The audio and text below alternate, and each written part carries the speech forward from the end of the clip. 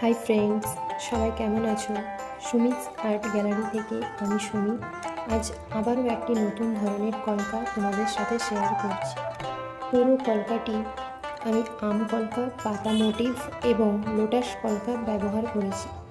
আর কলকাটি করার জন্য সোনাইয়ের 000 তুলি ব্যবহার করেছি। কলকাটি কেমন হয়েছে অবশ্যই জানাও।